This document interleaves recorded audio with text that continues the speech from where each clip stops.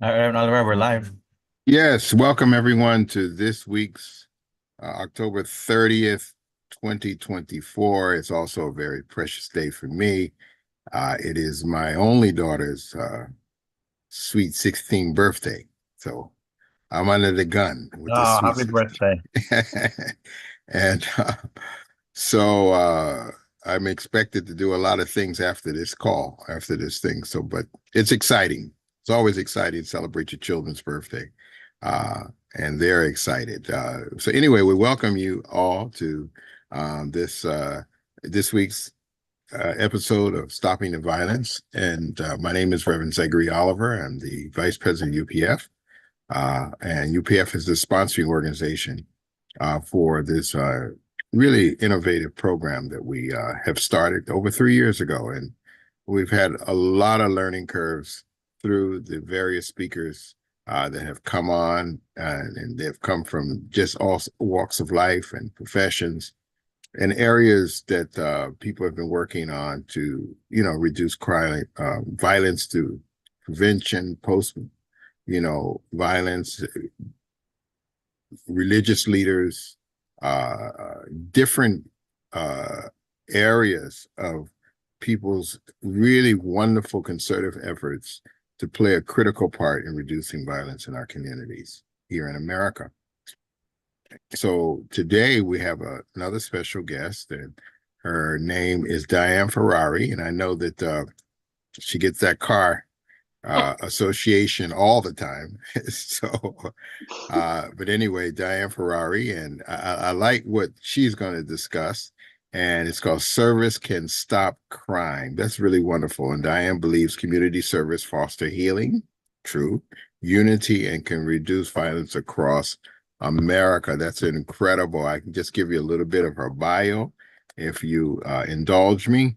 Diane Ferrari is a member of the Church Jesus Christ Latter-day Saints, and is currently serving the Just Serve Specialist and Assistant Communication Director for Raleigh, North Carolina region. A West Coast native, Diane grew up in Los Angeles County and lived most recently in San Francisco Bay Area. We're talking about my background here for 17 years before moving to Youngsville, North Carolina, a year ago.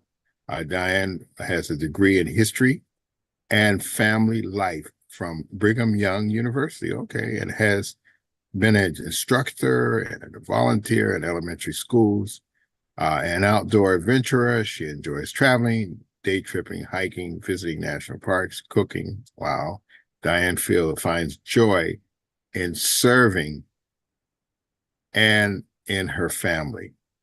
Diane, we want to thank you. I know you have other things that you have done, but I just wanted to end there. And anything that I've missed in your bio, you can share it with us as you share with us this wonderful topic that I would like to share one more time. Service can stop crime. Wow, that's very powerful. Thank you so much for coming on, and welcome. Thank you so much, and thank you for having me. Um, I feel so blessed to be invited to share something that I'm very passionate about, and that is through service. Service, particularly community service, and how that really will can shape others, give purpose, and heal individuals, and also communities, families. Um, Gosh, globally and in the United States and stuff. And I hope that what I have to say is relevant. Um, I am a visual person, and so I'm going to share my screen because I have kind of a slide presentation that helps me stay on track. I understand that there's going to be question and answer afterwards, but if at any point you would love to jump in and ask a question about something, I don't know what the protocol is, but I'm comfortable with that. I tend to speak very quickly, and I apologize for that, but it's when I get passionate about something, I usually just kind of speak a little quickly and speak from the heart. So I'm going to share my screen.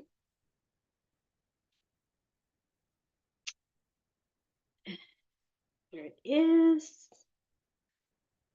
Okay. Can everybody, I think everybody can see that thumbs up? Yep, awesome, wonderful. So as is it Reverend Oliver was saying, Doctor?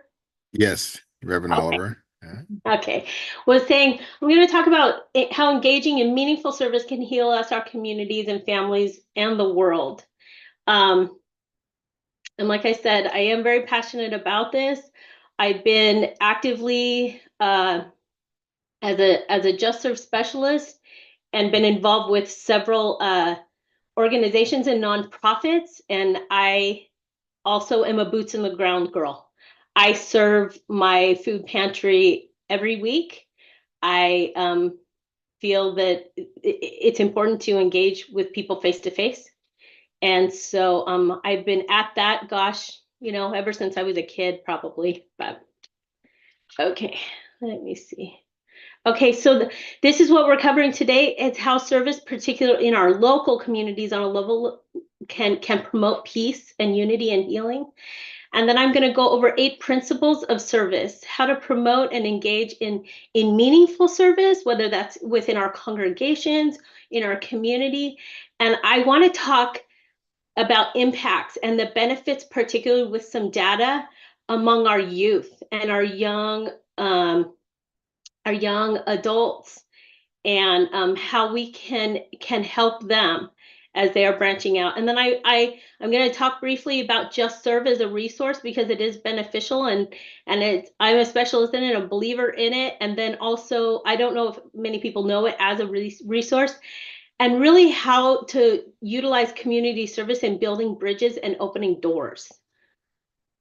So I'm a Christian, and I believe, regardless of whether you're Christian or not, a universal truth is we love God and we love our neighbors.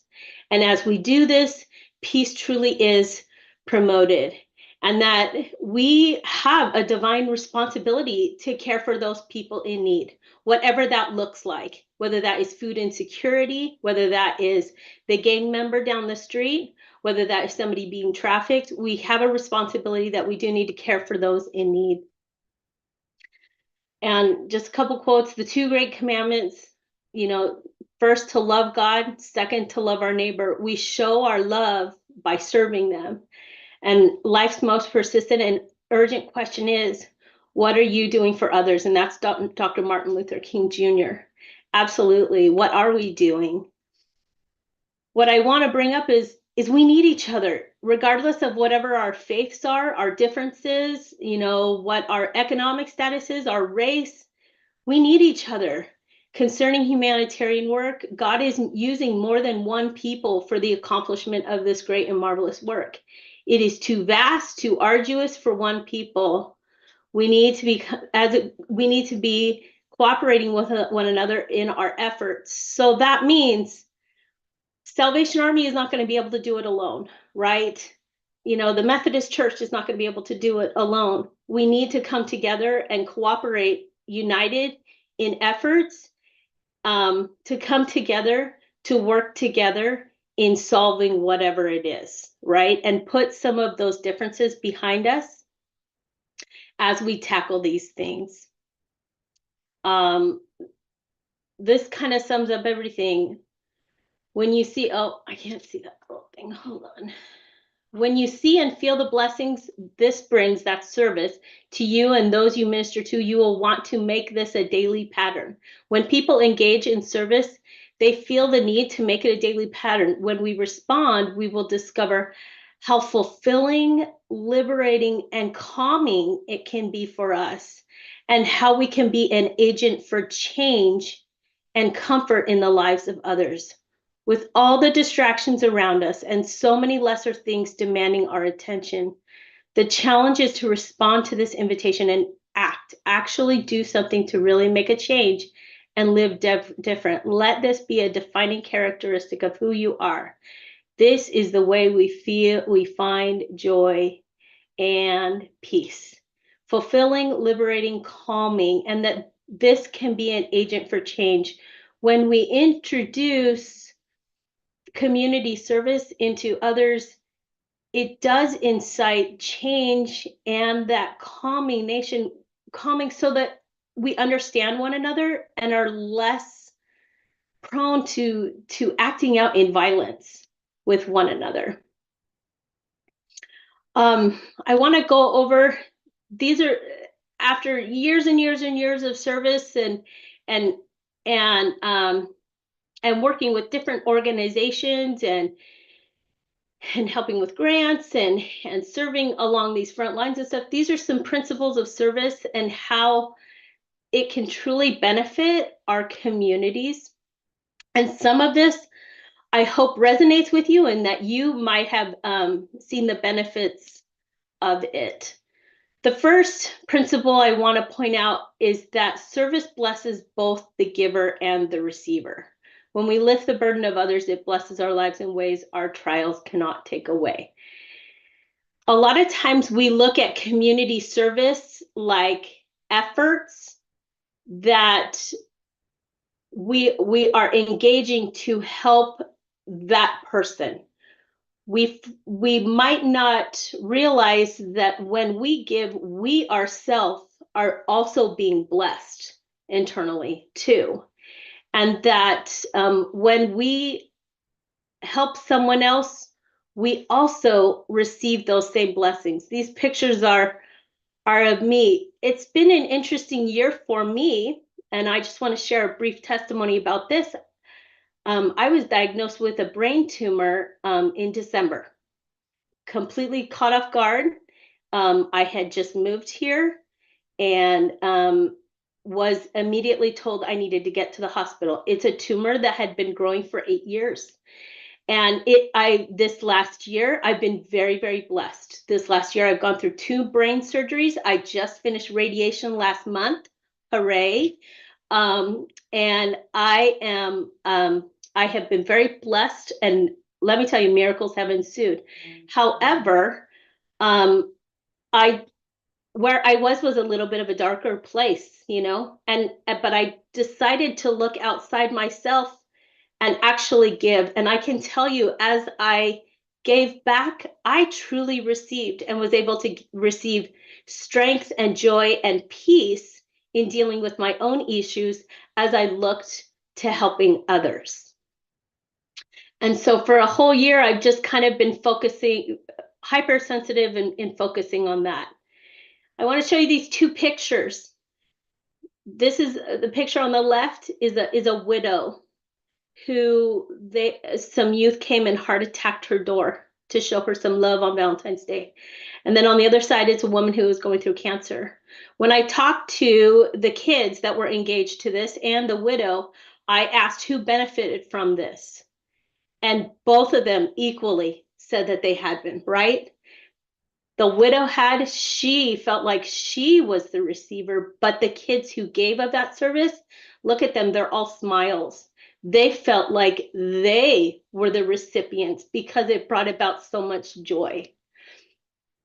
And these are some of the elements that we have found that grow when we engage. Now, these are all things that I think we want within our youth, our adults, everything in our community. There's an increase in compassion, empathy, humility, awareness, perspective, gratitude, joy, and unity. All of those things come about because when we engage in meaningful service. This is a picture of my son and I. He's now 18. This was when he was 14. We're delivering Thanksgiving meals on the day before Thanksgiving. And let me tell you just a little bit about this. This was my son's first day of his Thanksgiving break. I don't think that this was on the top of his bucket list to be delivering these with mom, you know, out to some people, but we did it. We did it together. And at the last house that we went to, we had to climb 2 flights of stairs, and it was a very heavy box. We went to the last door, and there were, in this tiny apartment, there were probably 12 people living there. And as my son engaged in conversation afterwards, some of the things he said was, "Mom, where do all those people sleep in there?" You know? And we could see there were blankets underneath tables. wherever they could find it. And as we talked about the situation that this family might have been in, I noticed that every single one of these things had increased just from this experience. Did his compassion grow? Absolutely. Empathy for someone else that was a stranger? Absolutely. Humble? Yeah. I think he looked at his situation where he had a home to go to and a bed to sleep in. He was a little bit humbled. Did it bring about awareness? Yes, he questioned it. It changed his perspective. Was he grateful? Yes, that Thanksgiving, definitely more gratitude for that. Did his joy increase? I hope so. We became a little bit more unified in that these people were living right down the street, right? He had maybe didn't have that awareness before, but it encouraged this unifying ideal where it's just like, hey, these are my neighbors too that are suffering. So I just want to bring that up. The second point I want to bring up is service heals us, and this goes along with it. The best antidote I know for worry is work. The best medicine for despair is service. The best cure for weariness is the challenge of helping someone who is more tired. And when we engage in service, it allows us to internally heal us. We rise out of ourselves, we grow in faith, confidence, and happiness, and overcome our self-focus and the sense of emptiness and gloom that comes with it. We are surrounded, particularly with youth and the rising generation, where there has been an increase in depression, anxiety, emptiness, gloom that comes with it. When we engage in service, it helps others in ways too numerous to list, but it also transforms us by taking away our worries, fears, and anxieties. Again, we as the giver are blessed. I want to focus on, I've done a lot of studies when it comes to youth and volunteering and some of the data, but this applies to adults, any age too.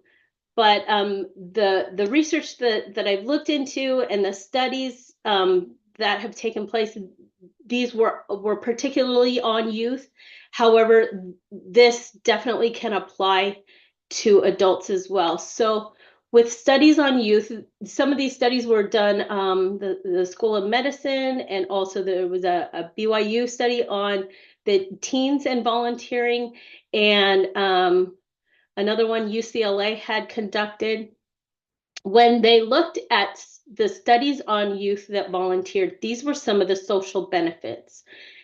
They were more connected socially. It reduced isolation. They felt like they had more social support. There was an increase in social skills, communication, leadership, problem solved. And they established friendships with people that had positive values and behaviors. I look at this and I just think this is what we want. This is what we want socially for any generation in any community. So these are some of the social benefits. When it comes to the academic performance, kids, youth that actively participated in community service were more likely to go to college, 72%. Less likely to miss school, and they had better scores in reading and history and math. Here's some of the impacts on mental and emotional health. They felt more confident, they were grateful and hopeful, and that those that serve regularly, 79% report they're in very good or excellent health. There was a decrease in depression and anxiety and stress. They had increased self-esteem and higher self-worth, and they had a positive identity development, and they decreased in the problem behavior, the violence, the acting out. They just had a better sense of self, mental and emotionally. We might not think that just going out like these boys were at a special needs baseball game, being a buddy, to somebody, gosh, that really helps these kids even mentally and emotionally. And that can be a prescription for assisting with even depression and anxiety and suicide rates too. There were also spiritual benefits.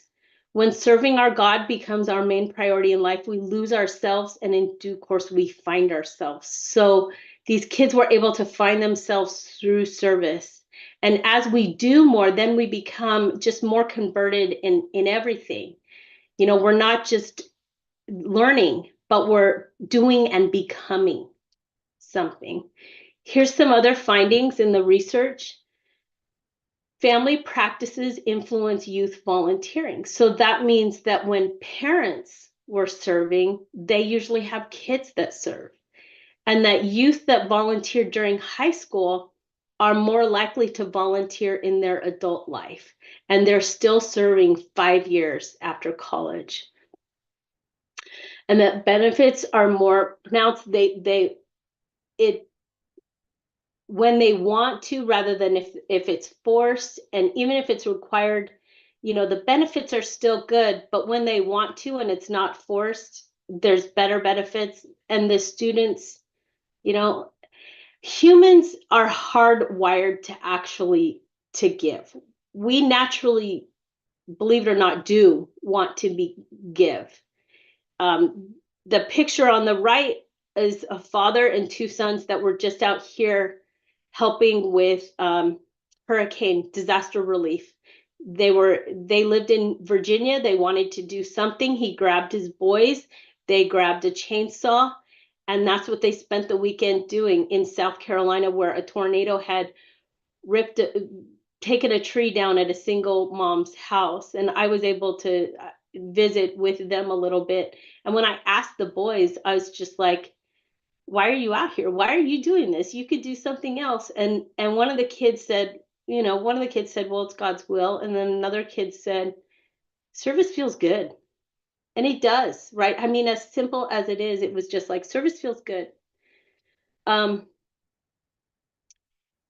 deal a lot with youth and service and community service. And this is my personal insight, that young adults and youth in general, they have a desire to find a purpose. They want to know what their purpose is in life, and they want to make an impact, a social impact or some type of impact in the world. And the message that we want is that let's let that impact be through humanitarian service. If you want to make an impact on the world, let's do that. Let's get you engaged with some humanitarian service, not violence. Don't make an impact that way. And maybe not through negative influencing on social media. Some of them go that route too. But if we can redirect, because they have the desire to make an impact and find their purpose, they find their purpose and themselves as they engage in this service. And let's let that impact come through good things. So getting them involved and engaged in that. Another finding was that not all service is created equal. Mother Teresa, we've forgotten that we belong to each other, people with people. This is interesting. Serving strangers is considered a high cost behavior, and that self-esteem increases. So when others engage in all of these service to strangers, people they don't need, they're less likely to focus on themselves and their own problems. Sometimes we don't consider that maybe serving strangers is the best way. Now, I'm not saying that's the only way. However, they have found in adolescence, when youth or young adults serve strangers, it's considered a high cost behavior. And there is a difference between voluntary and involuntary service. When people are going out and serving voluntarily, the impact is greater than when they feel obligated to it.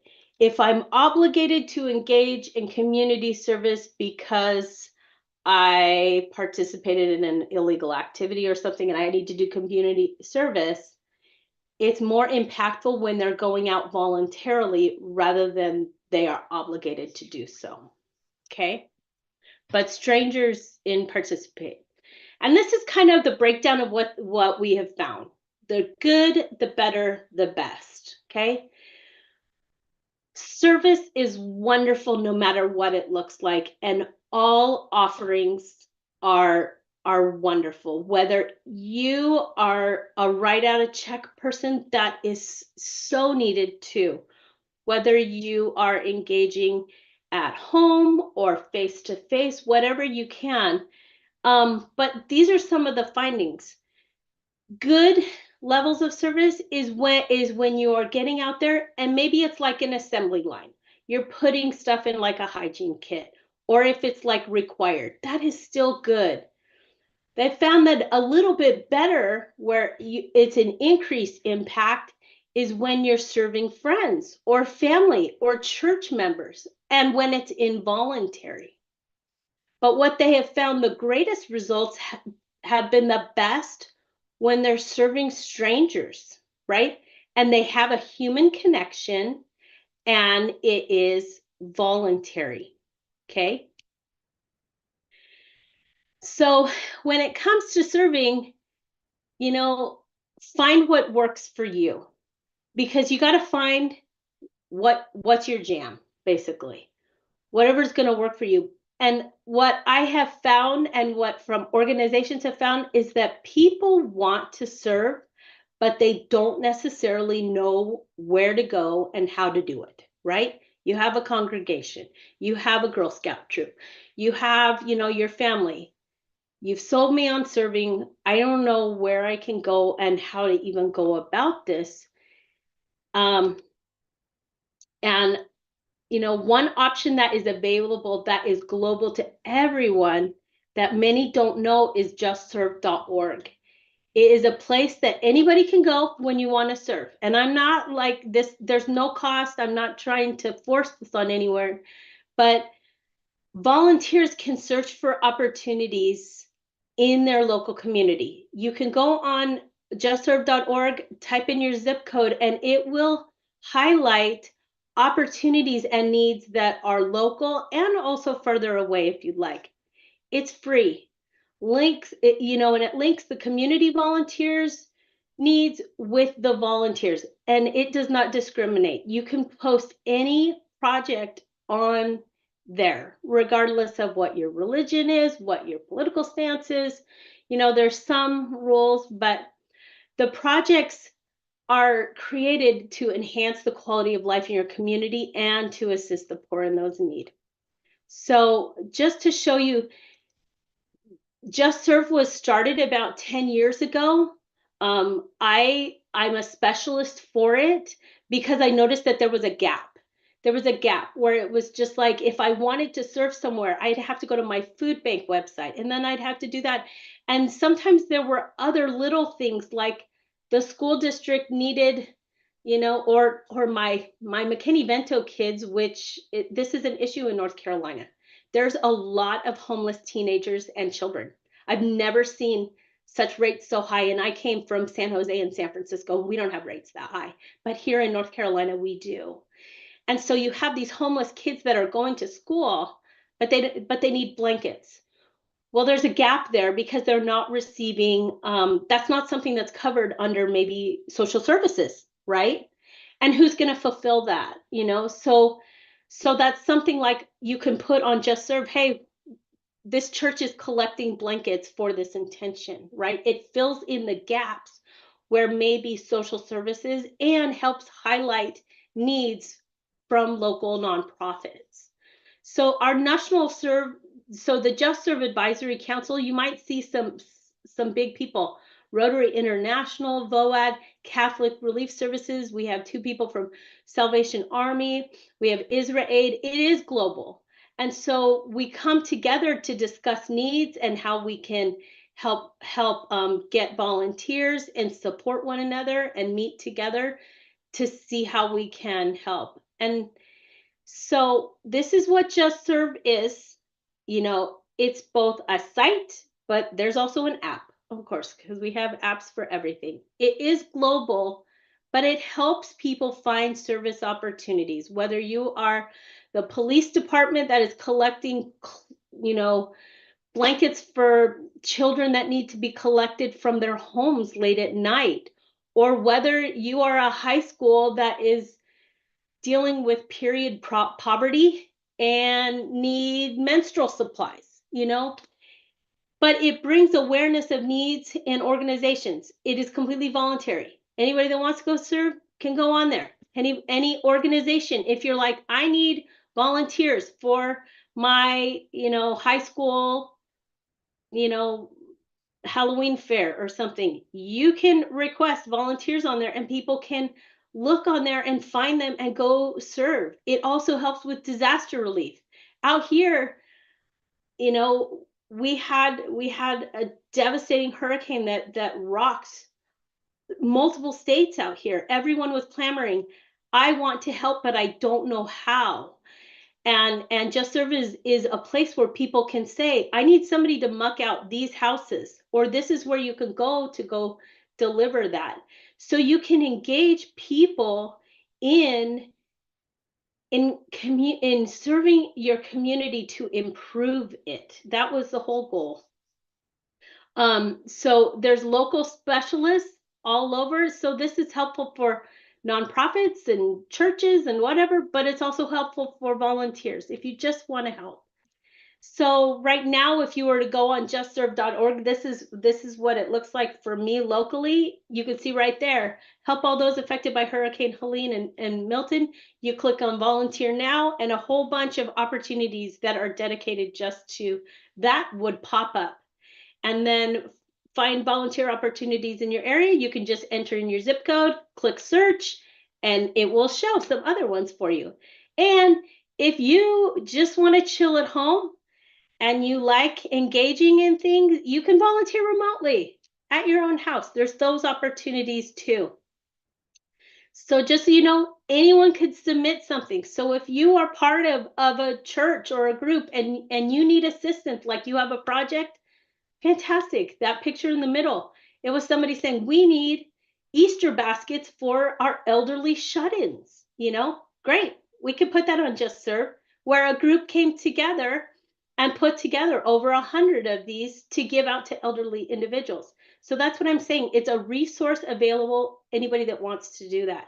It could be big projects or small projects, but it's a gift to the community. Anybody can go on there and do this. And like I said, I'm a Just Serve specialist. So, I mean, I've handled a lot of the California region. Right now, I handle all of middle of North Carolina, all the way to the coast. But we can give an organization access to post any of their projects that you might have. If you feel driven, this is something that is needed in my community. There are some guidelines. We can't collect money on there, but we can redirect to your website and do that. That's for tax exempt status, you know, reasons and those kind of things. And there's some other things, but you know, there's just a few little guidelines. Like you can't, you know, Reverend Oliver can't say, I need somebody to clean up after my 16-year-old birthday party today and post that on Just Serve to have everybody come to his house to go do that. You know, there are some guidelines, but anyways. And then a new movement that is starting is there are Just Serve clubs, where these are service clubs that are popping up all over high schools. They're not like, they're similar to maybe Key clubs or whatever, but there's no cost involved. And we focus locally in giving back, and completely driven by the kids, where it's just like, hey, it empowers them. It gives them a sense of purpose. It unites them. So then they don't want to engage in other things. And that picture up in the top right corner, that was, they decided they were going to help put things to hold flags on veterans' graves at the local cemetery. Those are two high schools that are rivals that came together and they became friends, right? Through clubs. Another principle of service, create a culture of service. Don't just wait. So whether it's in your home or your congregation or individual, find a way that you can help that works for you, right? If you're retired, consider serving. If you're having a family reunion or something, or kids, you're having Thanksgiving, consider doing a project together. We're going to tie blankets. We're going to put together hygiene kits or something like that. If they're on school break, maybe include a service project. If you're on vacation, you could do a little search and say, hey, what are some of the needs that are in this area? So maybe consider creating a culture of service wherever you are. And I want to make sure to highlight this too, because meaningful service can definitely be given in our own homes, and I don't want to discount that. I have seen and felt your desires to serve and make a difference in the world, but I also think that sometimes it's easy to miss some of the greatest opportunities to serve others because we're distracted or because distracted and because we are looking for ambitious ways to change the world, and we don't see that some of the most significant needs we can meet are within our own families, among our friends, in our communities. Okay, so the person who is in need could be right next to us in class. So don't discount if that's your ministry and the way that you are going to serve, because that is still completely admirable. We want to change the world. We want to change our communities. And a lot of that sometimes is done in our own homes. And that's where we can start. Some of the greatest needs might be those right in front of you. Begin your service in your own and within your own families. These are the relationships that can be eternal.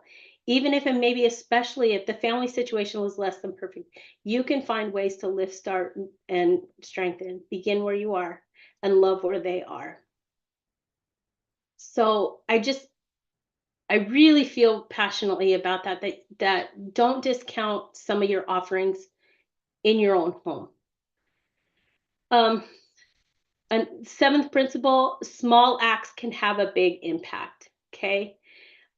They who give money give much. They who give time give more, but they who give of themselves give all.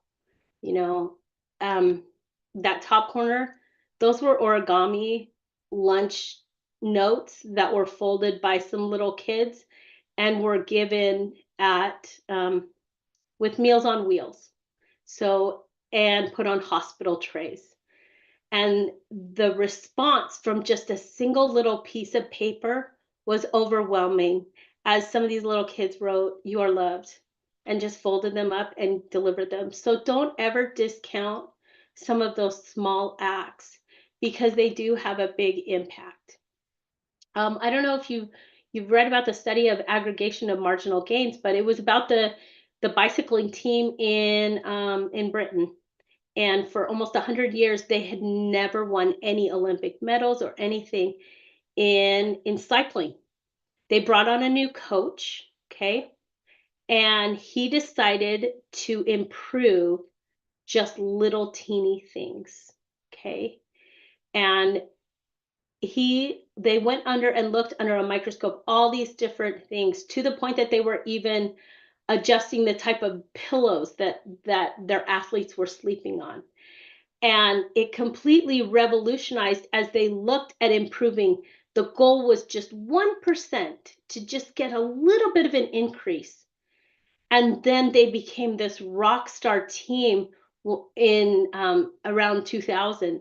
And they had won all of these awards, but it was because of the aggregation of marginal gains. They just looked at improving just 1% in one little area, and then it continued to increase. So even if you think that your little teeny offering might be small, that little bit is going to help so much. Instead of trying to perfect everything, just tackle one thing at a time.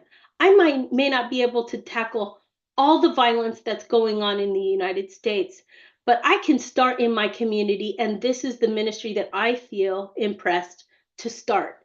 And just start with that little 1%, because in our service, aggregating the small but steady marginal gains will be the victory. When we implement bite-sized approach, you can get better at something each day. And by the end of the year, you'll be 37 times better than where you were.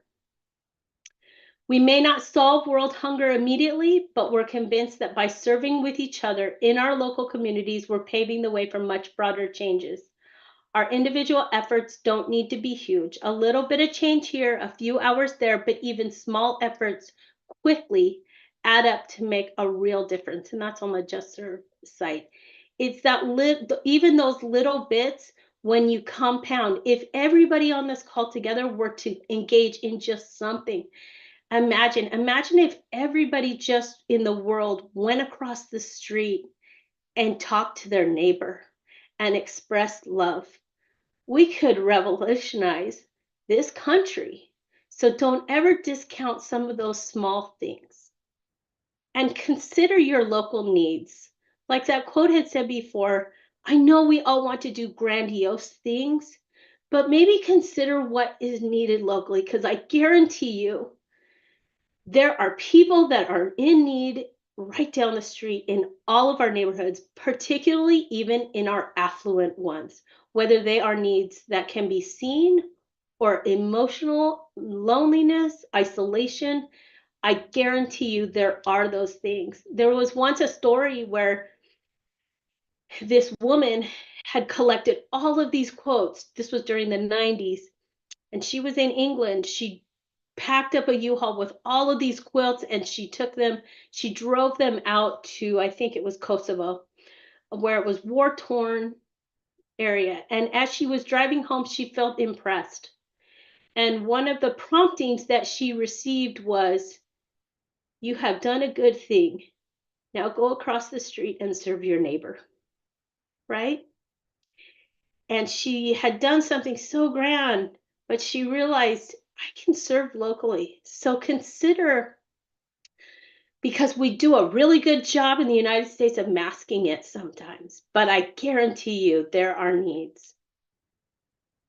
The last thing I really want to pay attention to is how service unites us. It can unite communities, families, races, faiths, and even politically. That picture right there with that jam drive, let me tell you a little story. So the Santa Cruz Food Bank in California, they had been hit hard with floods. Floods were really, really bad that year. And they had been receiving food trucks, and they had received peanut butter, but there was no jelly. Nobody was available to give jelly. And jelly is a hot commodity, believe it or not, for food banks and food pantries. They always need it. And so this had been shared with me, and I was just like, well, these kids can't have peanut butter sandwiches without jelly. So all I did was just reach out to other congregations, put this on Just Serve, and we created a jam drive. It was so simple. We put it out there, but we had other faiths that came aboard. We had other, San Francisco is a melting pot of people with very different, diverse views. Let's put it that way, very diverse views. Everyone rallied together when it came to jelly. When it came to jam, that was their jam. They were okay with that. We collectively, from all of these other churches and organizations and groups, we were able to collect 2 tons worth of just jelly that people brought to church with them or left on people's porches. So service has the ability to really unite all of these things. It can build bridges. Service has a way of building those bridges and opening those doors. So consider serving others. As we work side by side and learn from each other, mutual understanding increases. Misconceptions can be corrected and new friendships are built. I love this picture right here that's in front of you. And in this picture, I can tell you right now, there is the pastor of the Cowboy Church out here, Missionary Baptist Church. Then there is a Grace Church. The person who's taking the picture is an Episcopal pastor. And then my other friend is Methodist. And then I'm a member of the Church of Jesus Christ of Latter-day Saints. But all of these people, despite our diverse views, were united in one focus and one cause. And that was to care for those people that were in need locally for us. Particularly in this aspect, it was food insecurity, but it doesn't matter what it is. We were able to put all those differences beside, and I'm telling you, we have now worked shoulder to shoulder. And I love these people. And I do not believe that some of these friendships could have been established if we had not served together and alongside one another. So I just want to testify that when we serve, we build bridges and open doors with people, with organizations that maybe we might not have been able to connect with before. Just want to finish up with this. We can do no great things, only small things with great love. And that is Mother Teresa. Everybody can be great because anybody can serve. You don't have to have a college degree to serve. You don't have to make your subject a verb. You only need to be, well, I can't see that, but full of grace and a soul full of love. Dr. Martin Luther King Jr. That's the thing. I mean, love really will, as long as love is in the root with whatever we are doing, that truly can bring others together, tear down some of those walls, and build bridges in our communities and organizations. And I've seen it from a lifetime of service and the needs that are great that are out there, and we can't do it alone. We need one another. So I just want to testify of this and also thank you for your time. I hope that this is helpful in your approach with whatever you are going about in your daily lives. And I know that it can transform lives. And I say these things. Amen. Thank you very much for your wonderful presentation. Actually, just that I'm going to open up the door, we have a few minutes to open up discussions. Two things came to my mind. I was in, many years ago, I was in a community center, and I was reading on there was the billboard, or there's a board up there sharing various articles and things like that. And the article was on young girls who were sexually active. Yep. Teenage girls, sexually active. So they did a study. They had 20 girls, say, for instance, 50%. They took, and it was a workforce thing. So they decided that 50% of them they gave a job to. The other 50% they sent out for 3 weeks, for a month, or 40 days or something, 50 days, or just to do service work in communities, serving older people and doing all kinds of just service work, only service work.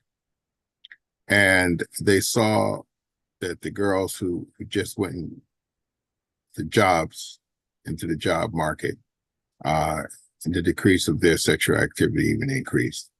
Mm. The girls who went to service, helping older people, going out and picking up garbage and stuff, theirs dropped over 50%. Mm. That article just floored me, and also, the sponsor of this organization, UPF, and the founder is Mother Hak Ja Han Moon, and our theme is living for the sake of others. Yes. It's a power in living for the sake of others. It's a universal power that comes from the Creator. So for that, thank you so much. It was so, your presentation was just beautiful, and you were just hammering in and confirming in all angles why service is a key to reducing all kind of stuff, ill behaviors, because we are practicing the Creator's behavior. Absolutely. So it changes.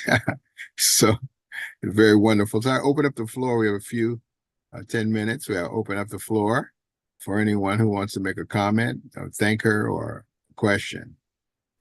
Okay, well, let me get in right quick.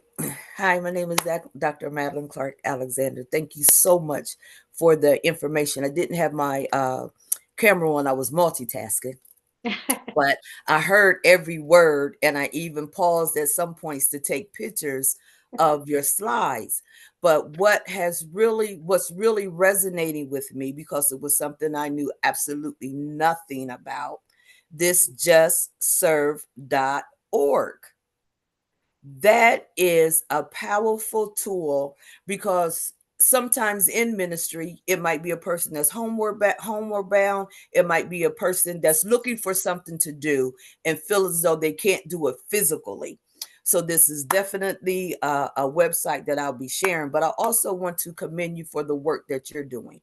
You know, we're in this era of technology and AI and all robotics and things, but there's nothing like that human exchange, Yes, whether it's through a the phone call. human element. Yes, that is so powerful. And that's what keeps our soul. We're not codependent, but we're interdependent on one another, just as human nature. So I thank you for your service, the work that you're doing. I have to tell you that I made some notes, and I'm going to be using those notes, but I will give you credit for Oh gosh, saying what you have said on today. I appreciate you. Thank you so much. thank you. Thank you. And God to bless. go along with that, I was when we were assisting with disaster relief, I was out in South Carolina 2 weekends ago. There was a gentleman, and he was blind, and he was commending, thank you so much for serving and helping. I wish that there was something I can do. I'm limited because I'm blind. And I was able to share with him, well, you can go on Just Serve, and there are things that you can even do without sight, organizations that you can connect with. He was so tickled that he would have some opportunity to be able to find more purpose in his life to also be able to serve someone else.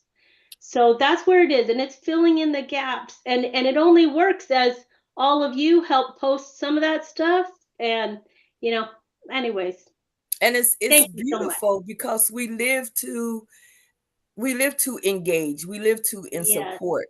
It's give and take, so even in serving, there's a gratification that comes to your soul that's fulfilling, because you're extending yourself to someone else. It's just exactly. beautiful. Thank you so Thank much. you. Thank Thank you, you. Reverend Oliver, for all that you do. You're welcome. You're welcome. How about Wayne? Go ahead.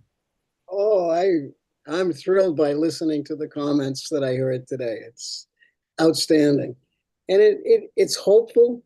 Now, this is the kind of message that we ought to see in ABC or NBC on national media. Something hopeful instead of the the what we're seeing and the reality of the world. That's one side of what's going on. This is another side.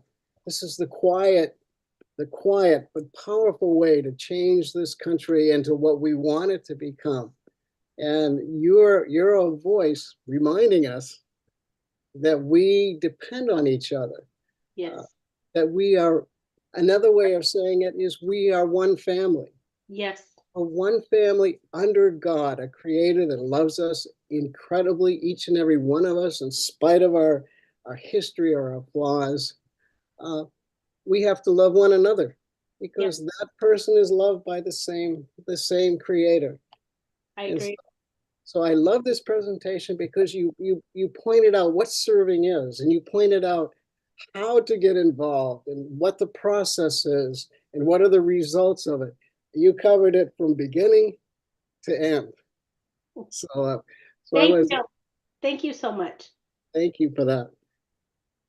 I would say thank you, Wayne. I would say not only quiet power, but a quiet storm. You were Yes. reading my thoughts, Reverend Oliver, because Was I reading them? that's what came to mind, a quiet storm. Yes. Right. Absolutely. Anyone else as we come to our close?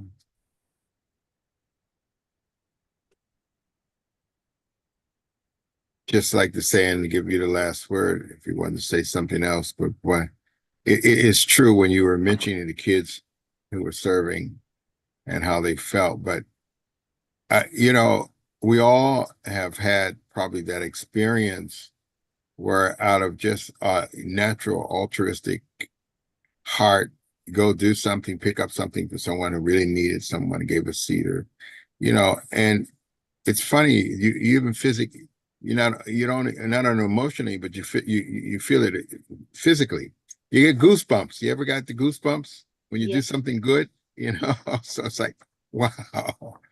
The Well, and that's the return thing, is it beautiful. truly is healing, and I can attest that it has even been a healing influence in my life, particularly this last year, as physically I have been a little bit challenged, but it has helped me heal, and I know it can help others too. I just thank you so much. Yeah, amen. Amen. Thank you for sharing that. Anyone else? One more minute. Yes, this is Arcadio. I'd like to say that I really connected with what Ms. Ferrari had to say. I think as an organization and me personally, um, being of service is what I live to do. I was especially moved by what she says about service heals us. I I can feel that. I do feel when I'm out in the field. Today I'll be teaching a class in juvenile hall, and I mean the feeling that I get of being of service, being appreciated, and seeing that we're having an impact. I can't say enough about how that moves me personally. Absolutely. And if anybody wants to, like, even if you wanted to set up like a project or something in juvenile hall or with your congregation or something like that, there's specialists, and you just need to tell me where you live and I can put you in contact with something, and they can help you find projects or needs that are local in your area too. So thank you. Franklin. Yeah, thank you so much. And thank you, Ms. Ferrari, for your wonderful inspiration and your incredible service. It's two things, to come out, because I'm a big fan of old school rock, old school funk, you Yeah. know. And one of the things in which I've seen so many times, I don't know if you're familiar with Nile Rodgers and Chic, the band. Oh, yes, I think so. That Yeah, sounds familiar. yeah, good times. Yes, yes, yes, We yes, yes. right. Uh-huh. And, yeah, and in every one of his concerts, he always gives a special acknowledgement of how, by the grace of God, he was able to overcome cancer. And one of the things he said is that, during that time, I just made this decision, just paraphrasing this point. I just made this decision to just work my butt off, and I just start working and working and working, and for some reason, I'm cancer free. Uh, He acknowledged that. He almost says that on all of his concerts, and I'm just thinking about what you said, and and you're so right, because I'm serving as director of our music ministry here in our local community. mhm. And it's so cool when you teach young kids a song, and then it's a good song and everyone gets it on point. That is such a cool feeling, isn't it? And And it yeah, sticks with them for a very long time. yeah, Because I know that even when I was in really dark places, when I was receiving radiation, going through my MRIs, you can I was strapped down, everything. No one else can be in the room, so no one can be holding your hand, and you can't move at all, and you can't see anything as they're zapping your brain. But one thing that I could turn to was music. And that's how I got through it, was singing some of those hymns and some of those songs that I learned in my youth that gave me the power and the strength. So thank you for what you're doing. Music ministry, huge fan. And that's what got me through in some of those dark times is, and I know for those kids, it sounds like you're planting that seed so they'll be able to reflect and sing those songs in their head when they're faced with dark times. Thank you so much. I appreciate that. God Thank- bless you. Thank you. Yeah, thank you. Wow, that was really nice. Thank you both for those closing remarks. They were excellent. And thank you so much again, Diane Ferrari, for coming on. You blessed us. I know you blessed our audience. They were out there. It's going on, it's out there live as well. And we look for it. We're going to have a conference December 14th and the 15th. I'd love for you to come. It's going to be a best practice conference. So it's not just inviting all sorts of people or different other organizations out there, but we're inviting only those who are speakers on this program, because we feel that through you guys, we have learned a lot of best practices, and how can we share those things. Maybe one organization that we work with doesn't have that understanding or needs that part in their program, Right. and to understand how impactful and Implement it. powerful it is. So we'll send you an invitation, but thank you so much for coming on. Thank you. Man. Yeah, thank you everyone again. Thank you, Reverend Franklin and Thank you. Wayne Thank you. and Arcadio, and all those who have come on. We always appreciate you, and we'll see you next week. Oh, Amen. thank God you. bless. Thank you. God bless you all. Thank you so much. Continue to have a One for wonderful week. inspirations. Thank you. Wonderful. God bless.